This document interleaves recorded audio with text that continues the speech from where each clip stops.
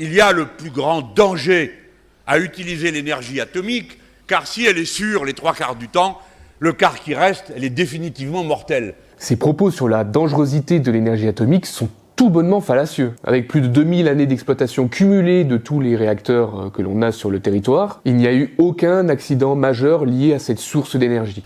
Et je veux vous dire avec quel bonheur je me trouve ici.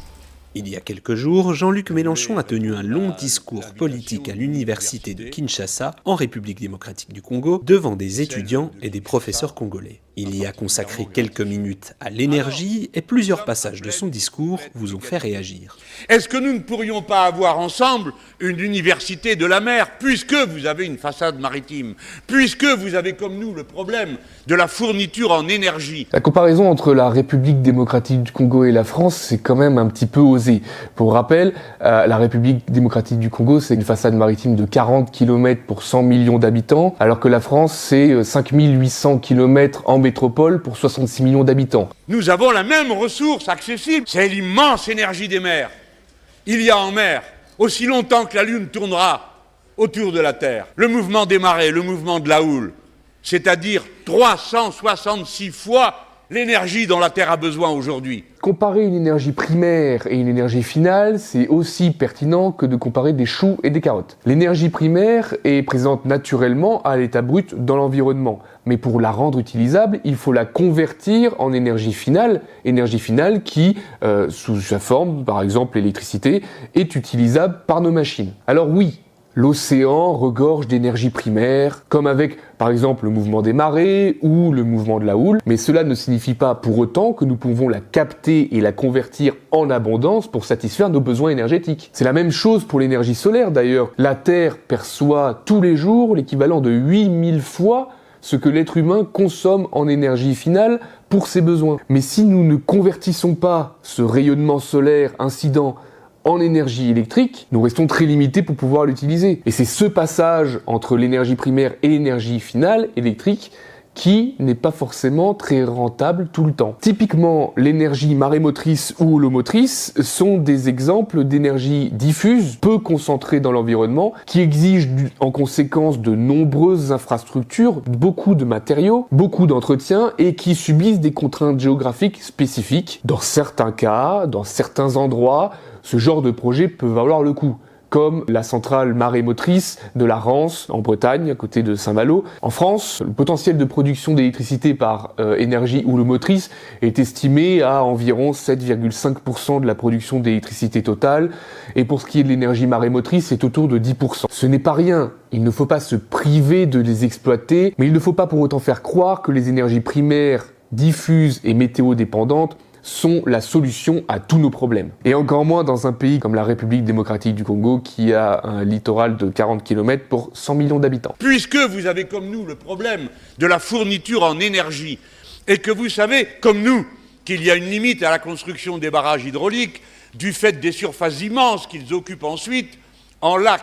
Il est quand même vraiment très surprenant, c'est un euphémisme, d'entendre dire que la construction des barrages hydroélectriques est limitée par la surface qu'occupent leurs lacs. Si on fait un calcul d'ordre de grandeur rapide, les lacs de barrage occupent en France métropolitaine environ une surface de 800 km² pour une puissance de production d'électricité d'environ 15 gigawatts. Alors ok, c'est pas le plus optimisé en termes d'occupation de surface, bien que dire cela, c'est quand même mettre de côté tous les avantages que l'on a à avoir des retenues d'eau, notamment pour l'agriculture, la sécurité contre les crues, le tourisme, etc. Mais c'est loin d'être immense, comme le prétend Monsieur Mélenchon. De plus, l'hydraulique ne se limite pas qu'aux barrages de lacs, qui ne représentent en France d'ailleurs que 60% de la puissance du parc hydroélectrique. Le reste du parc hydroélectrique français étant composé par des centrales au fil de l'eau, au niveau des fleuves. Et dans un pays comme la République démocratique du Congo, avec ses nombreux fleuves, le potentiel hydroélectrique fluvial est gigantesque et peut être exploité de manière efficace. Les chiffres et les faits montrent que cette source d'énergie peut jouer un rôle majeur dans la production d'électricité avec des avantages considérables tout en respectant l'environnement, voire même en le protégeant. Et qu'enfin,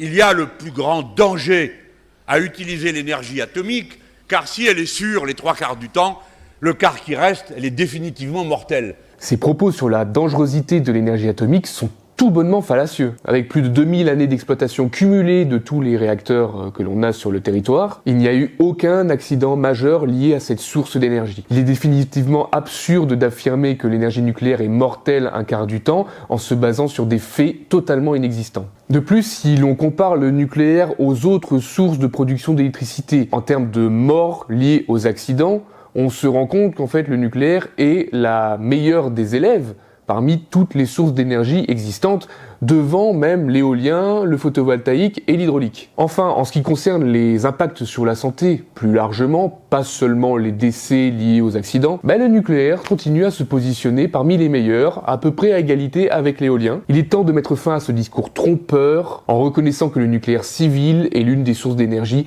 les plus sûres et les moins nuisibles pour la santé dans le monde. Et il suffit de voir ce qui s'est passé à Fukushima. Et il suffit de voir ce qui s'est passé dans les autres endroits du monde où nous avons eu affaire à un accident. Fukushima, en tout cas l'accident nucléaire de Fukushima et les impacts radiologiques en résultant n'ont provoqué qu'un mort reconnu à cause de ces rayonnements ionisants. Et concernant Tchernobyl, c'est 31 morts directs et selon l'OMS, 4000 morts à long terme. Tchernobyl a été un véritable accident nucléaire, indéniable, avec une technologie qui est utilisée marginalement dans le monde, qui n'est pas celle que l'on utilise en France, la technologie des réacteurs à eau pressurisée, qui n'a d'ailleurs dans son histoire, depuis son exploitation, fait aucun mort dans le monde, parce que même Fukushima est une technologie de réacteur similaire mais un peu différente, et Fukushima, qui a quand même vu 3 de ses 6 réacteurs fondre, n'a eu qu'un seul décès à cause de la radioactivité. Bien sûr, on parle du solaire.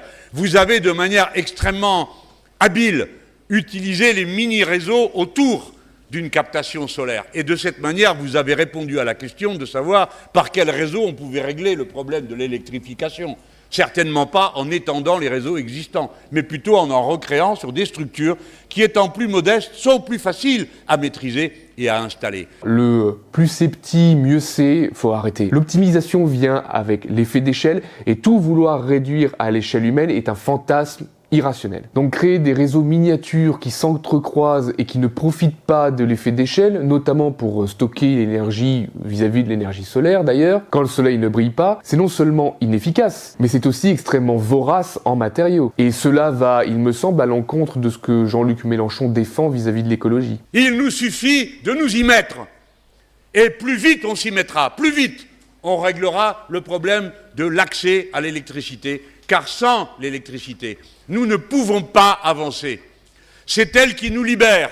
Ne peut-on pas reconnaître à Jean-Luc Mélenchon, dans ce défi qu'il lance aux ingénieurs, une vraie vision en termes de politique énergétique et une volonté sincère de trouver de nouvelles formes de production? On peut reconnaître à Jean-Luc Mélenchon qu'il a des idées, qu'il est allé creuser le sujet pour essayer d'aller voir tout ce qui était possiblement exploitable en termes d'énergie primaire. Mais ce qu'on peut reprocher à M. Mélenchon, c'est de faire fi des limites physiques qui pèsent sur l'exploitation de ces ressources-là. Quand bien même on peut demander aux ingénieurs d'essayer de faire des miracles, ils ne pourront pas aller au-delà de ce que les lois de la physique imposent et empêchent de faire. Moi-même, en tant qu'ingénieur et inquiet des conséquences du réchauffement climatique que nous allons continuer à subir autant de temps que nous continuerons à rejeter du CO2 dans l'atmosphère, je préfère largement exploiter des technologies qui sont déjà éprouvées, qui sont déjà connues, qui sont déjà industriellement développées et déployées et qui sont bas carbone, plutôt que de fantasmer ou de parier mon avenir sur des technologies qui sont même pas éprouvées, inefficaces et la plupart du temps pas rentables et donc pas encore exploitées. Mais quelque chose que je ne comprends pas dans les propos, dans la thèse de Jean-Luc Mélenchon, c'est d'un côté vouloir défendre la préservation de l'environnement, ce qui est tout à fait louable et je fais de même, et d'un autre côté pousser à l'exploitation et à la diffusion de modes de conversion d'énergie qui sont extrêmement gourmands en matériaux, ce qui nécessite forcément d'aller ouvrir plus de mines, d'aller extraire encore plus de matière de la terre et d'aller dégrader encore plus l'environnement, d'artificialiser encore plus de sols. L'emprise sur la surface des sols et sur l'environnement est plus importante, et ça c'est reconnu, c'est chiffré, avec l'éolien et le photovoltaïque, qu'avec une centrale nucléaire par exemple. Donc il serait temps quand même d'essayer d'arrêter de faire un blocage idéologique sur des modes de production d'électricité et des modes de conversion d'énergie qui peuvent vraiment nous éviter d'être dans la panade, notamment vis-à-vis du réchauffement climatique.